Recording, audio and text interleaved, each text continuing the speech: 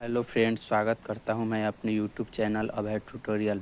Friend, जैसे कि मैं पिछले वीडियो में आप लोग को बताया था कि जनरल एप्टीट्यूड जो होता है वो कोई भी कॉम्पिटिटिव एग्ज़ाम में आता है। जैसे नंबर सिस्टम एक चैप्टर होता है, उससे भी क्वेश्चन काफ़ी पूछे जाते हैं।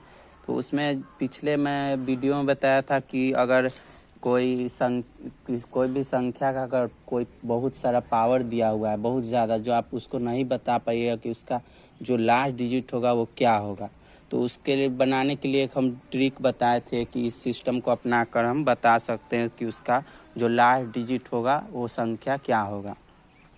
और आज मैं एक नया नंबर सिस्टम में ही एक नया लेकर आया हूँ टॉपिक, जिसमें हम बताएंगे कि counting of number of zeros. मतलब कोई भी संख्या का जो फैक्टोरियल दिया हुआ है और उसका बताना है कि उस फैक्टोरियल का जो वैल्यू आएगा उसमें कितना जीरो होगा, उसको काउंट करके हमको बताना है। ये क्वेश्चन भी पूछे जाते हैं बहुत सारे कॉम्पिटिटिव एग्जाम, जैसे एसएससी, रेलवे, बैंकिंग या नेट गेट या अदर कॉम्पिटिटिव एग्जाम में पूछे जाते हैं।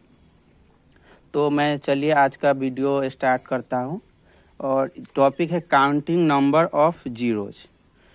जैसे कि आज हम सिर्फ फैक्टोरियल का ही बताएंगे। अगर कोई नंबर का फैक्टोरियल दिया रहेगा, उसका बताना है कि कितना उसमें जीरो आएगा। तो जैसे कि हमको पहले फैक्टोरियल निकालना सीखना होगा।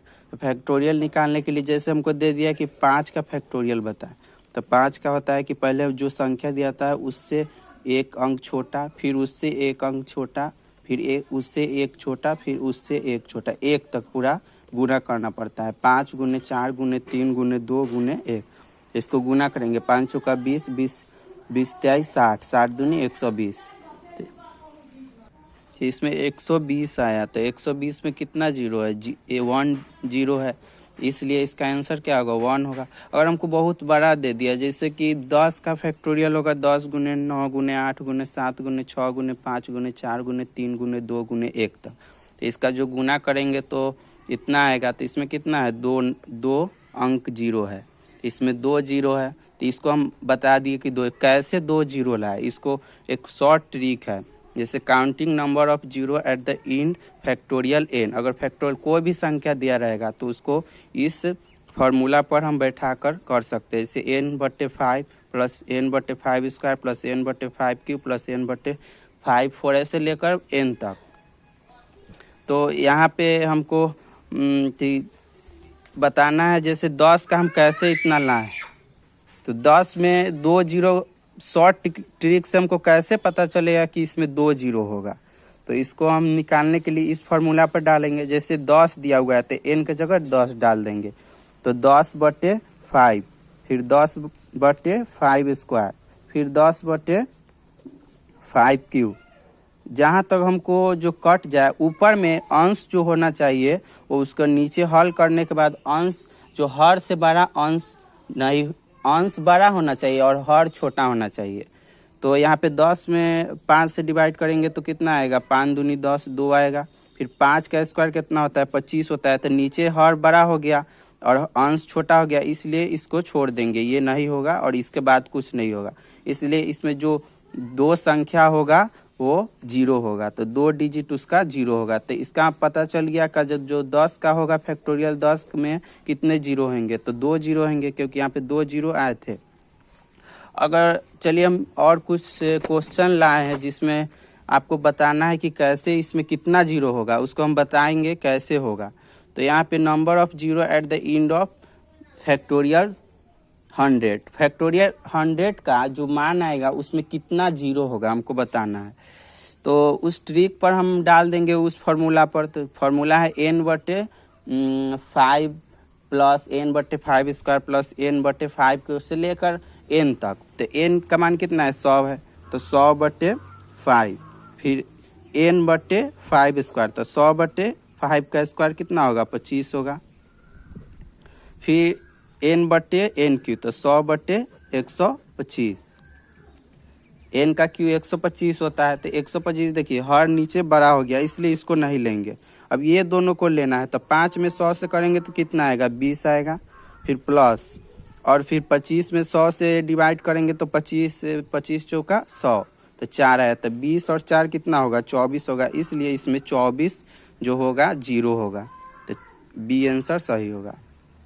फिर है number of zero at the end of factorial 126। 126 का जो फैक्टोरियल का मान आएगा उसमें कितना जो होगा नंबर जीरो होगा, कितना संख्या होगा वो जीरो का। तो वह उसी फॉर्मूला पर बैठाएंगे, जैसे n/5 स्क्वायर। तो n कितना है 126 है, तो 126/5, फिर 126/5 स्क्वायर तो 125, फिर 126/5 क्यूब। तो इसका ज़्यादा हो जाएगा 625। तो इस अंश जो है अंश छोटा हो जा रहा है और बड़ा हो जा रहा है, इसलिए इसको नहीं लेंगे। अब ये दोनों को लेकर चलेंगे, तो इसमें 5 में 126 से भाग देंगे तो कितना आएगा 25 आएगा। और हमको रिमाइंडर को नहीं देखना है, शेष को नहीं देखना है, सिर्फ हमको जो भागफल आएगा उसी को देखना है। तो 25 पचे 125, और फिर 125 में 126 भाग देंगे तो कितना आएगा 1 आएगा। तो 25 125 में सॉरी फ्रेंड, थोड़ा यहाँ पे गलत हो गया। जैसे 5 होता है तो 126/5, और 5 का स्क्वायर होगा तो 25 होगा, तो यहाँ पे 125 लिखा गया। तो 126 में जब 25 से भाग देंगे तो कितना आएगा 126 में 25 से देंगे तो यहाँ पे 126 में 5 से देंगे तो 25 आएगा, और फिर 25 में 125 से देंगे तो 25 पचे 125 तो 5 आएगा। फिर यहाँ पे 126 बटे यहाँ पे 125 होगा, तो 125 से 126 में भाग देंगे तो 1 आएगा। तो 25 और 5 कितना होगा 30 होगा, 30 1 31। तो इसलिए इसका आंसर जो होगा 31 सी सही होगा। फिर एक क्वेश्चन है number of zero at the end of factorial 500। यहाँ पे फैक्टोरियल को कोई संख्या के बगल में आई लिखकर भी दर्शा सकते हैं। तो यहाँ पे हमको 500 का जो वैल्यू आएगा उसमें कितना जीरो होगा वो हमको बताना है। तो उसी ट्रिक पर डाल देंगे। तो 500 n बटे कितना होता है 5, तो 500/5, फिर n/5 स्क्वायर। तो n कितना है 500/5 स्क्वायर, तो 5 का स्क्वायर 25, फिर n/5 क्यूब, तो 500/125, फिर n/5 का पावर 4, तो 500/625। तो यहाँ पे देखिए फ्रेंड, यहाँ पे 5 को जब 500 से हम भाग देंगे तो कितना आएगा 100 आएगा, 100 पचे 500। फिर यहाँ पे 25 से हम 500 में देंगे तो कितना आएगा 25 को हम 500 में हम 25 से भाग देंगे तो कितना आएगा 25 दूनी 50 और 20 आएगा, 20 पर। तो यहाँ पे 100 फिर 20 फिर जोड़ है तो जो, फिर 125 में हम 5 से फिर भाग देंगे 125 से 500 में, तो कितना आएगा 125 से 125 पचे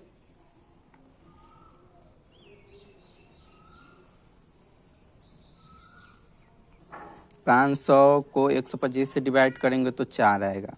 और ये तो यहाँ पे जो अंश है वो छोटा हो जा रहा है हर से, इसलिए इसका कोई वैल्यू इसके बाद कुछ नहीं करेंगे। तो इसी को जोड़ देंगे 100 फिर 20 फिर 4, तो कितना होगा 120 और 4 124। तो इसमें जो होगा 124 जो होगा इसमें 0 होगा, इसलिए इसका आंसर 124 है। दोस्तों मैं आशा करता हूँ कि आपको ये वीडियो समझ में आया होगा, और इस वीडियो को मैं अभी अंत करता हूँ। आप इस चैनल को लाइक और सब्सक्राइब जरूर कर दीजिएगा, और बेल आइकन घंटी को दबाना मत भूलिएगा।